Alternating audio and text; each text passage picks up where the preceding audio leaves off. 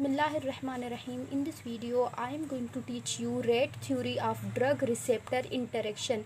जैसा कि ये थ्योरी अपने नाम से ही मेंशन हो रही है कि ये रेट थ्योरी है, दैट मीन्स इसमें ओवरऑल बात जो है ना वो रेट की होगी। ठीक है, तो ये थ्योरी क्या एक्सप्लेन करती है?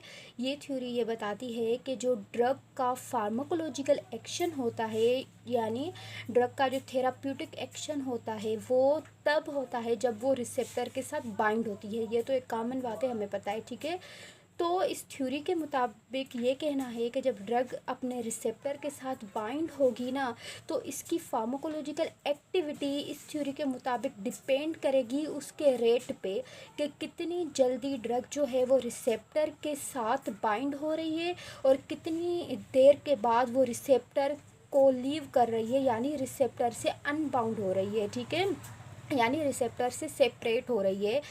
तो जितनी जल्दी वो रिसेप्टर से बाइंड होगी और उसके बाद वो रिसेप्टर से सेपरेट होगी, तो उसका जो रेट होगा ना, उस रेट के हिसाब से फार्माकोलॉजिकल एक्टिविटी होगी उस ड्रग की। अगर उस ड्रग का रेट ज़्यादा होगा तो उसकी फार्माकोलॉजिकल एक्टिविटी ज़्यादा होगी। अगर एसोसिएशन का रेट ज़्यादा होगा या डिसोसिएशन का रेट ज़्यादा होगा या कम होगा, तो उस हिसाब से उसका फार्माकोलॉजिकल एक्टिविटी भी उसकी वेरी करेगी। ठीक है, अब आगे बताने से पहले मैं आपको ये बता दूं एसोसिएशन और डिसोसिएशन क्या होता है। एसोसिएशन जैसे कि ये नाम से ही मेंशन है, जब ड्रग रिसेप्टर के साथ बाइंड होगी तो हम उसको एसोसिएशन कहते हैं, और जब ड्रग रिसेप्टर से सेपरेट होगी, जब ड्रग और रिसेप्टर का जो कॉम्प्लेक्स होता है वो एक दूसरे से सेपरेट होगा, तो वो डिसोसिएशन कहलाएगी। ठीक है, तो ये एसोसिएशन और डिसोसिएशन है।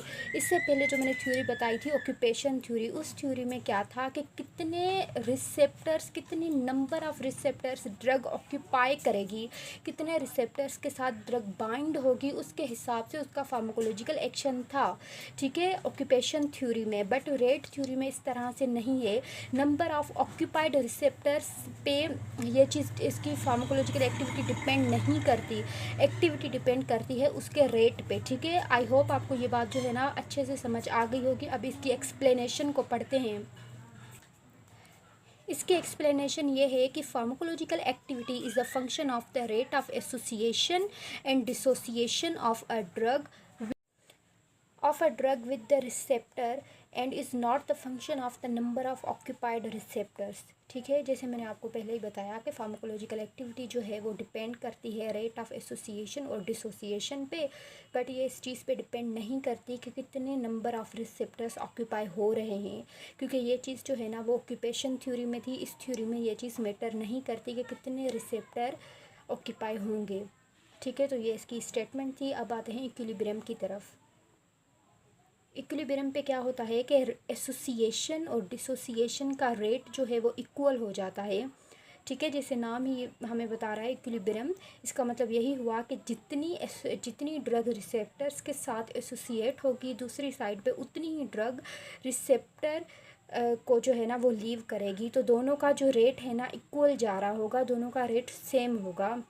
इक्विलिब्रियम पे यही होगा। अब आते हैं इसकी इक्वेशन की तरफ। ये एसोसिएशन की इक्वेशन है, ये डिसोसिएशन की इक्वेशन है। जिसने वो ऑक्यूपेशन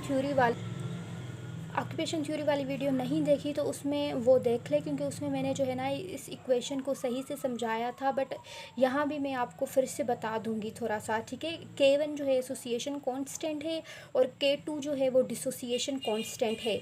A जो है वो फ्री कंसंट्रेशन ऑफ ड्रग है, R जो है वो फ्री रिसेप्टर्स हैं जिनके साथ ड्रग अभी बाइंड नहीं हुई।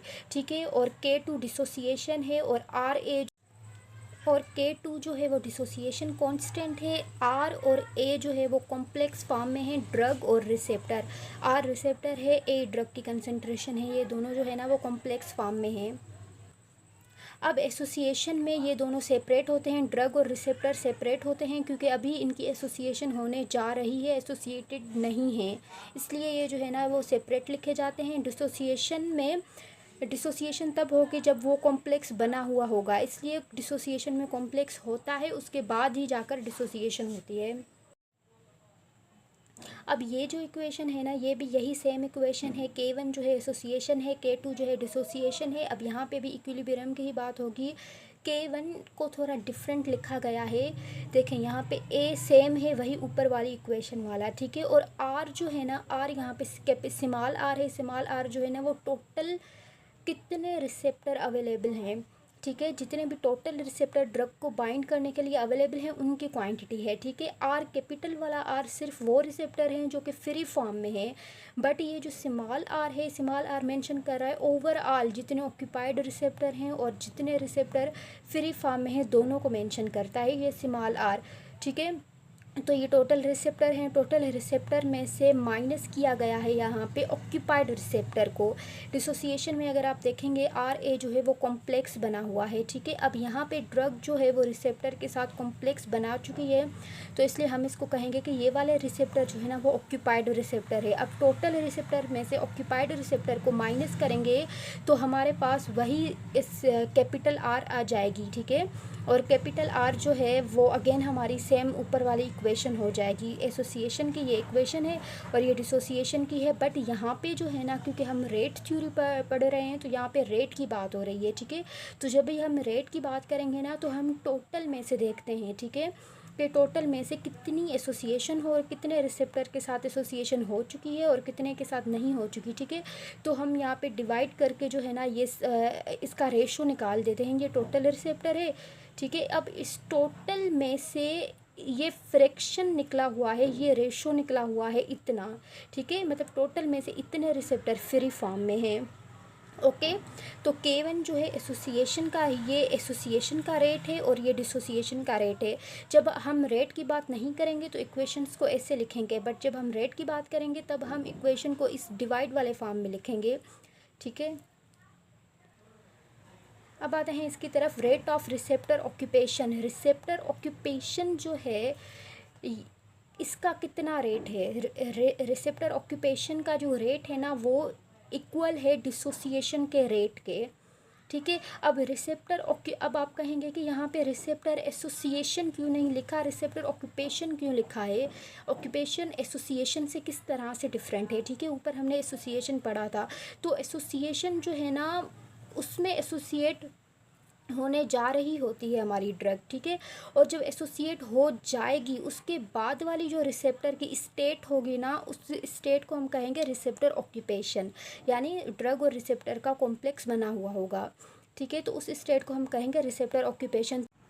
तो जितने रेट पे रिसेप्टर ऑक्यूपेशन वाली स्टेट में आ रहे हैं वो रेट इक्वल हो जाएगा डिसोसिएशन के रेट के। अब ये वाली जो इक्वेशन है ना ये डिसोसिएशन को मेंशन कर रही है। K2 डिसोसिएशन का कांस्टेंट है, 1 जो है as a placeholder equation को बैलेंस करने के लिए रखा गया है। और RA/A जो है वो फ्री कंसंट्रेशन ऑफ ड्रग है, तो इस ये फ्री कंसंट्रेशन ऑफ ड्रग में से इतनी कंसंट्रेशन जो है ना वो रिसेप्टर के साथ ऑक्यूपाई फॉर्म में है, ठीक है। तो इसका जब इसके साथ हम फ्रैक्शन निकालेंगे तो ये जो है ना हमें डिसोसिएशन का रेट बता रही होगी कि इतनी ड्रग जो है ना वो रिसेप्टर से डिसोसिएट हो रही है, ठीक है। इतनी ड्रग रिसेप्टर्स के साथ अभी बाइंड है, उसके बाद जो है ना ड्रग जो है वो रिसेप्टर से डिसोसिएट हो जाएगी।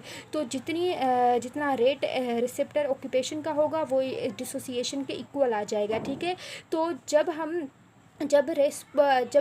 ड्रग का रेस्पॉन्स जो है या ड्रग की एक्टिविटी जो है वो रेट ऑफ रिसेप्टर के इक्वल होगी तो हम ये वाली इक्वेशन जो है ना वो यूज़ करेंगे, ठीक है। तो इस थ्योरी का बस यही मतलब था कि कितने रेट पे जो है ना वो ड्रग के रिसेप्टर्स के साथ एसोसिएशन और डिसोसिएशन होगी और कितनी देर तक ड्रग जो है रिसेप्टर्स के साथ बाउंड रहेगी, ठीक है। तो उस पे उसका रेस्पॉन्स डिपेंड कर रहा था। तो जब ड्रग का रेस्पॉन्स इस चीज़ पे डिपेंड करेगा, ठीक है, रेट ऑफ रिसेप्टर के साथ जब रेस्पॉन्स प्रोपोर्शनल होगा तो हम ये वाली इक्वेशंस जो है ना वो यूज़ करेंगे। Thank you.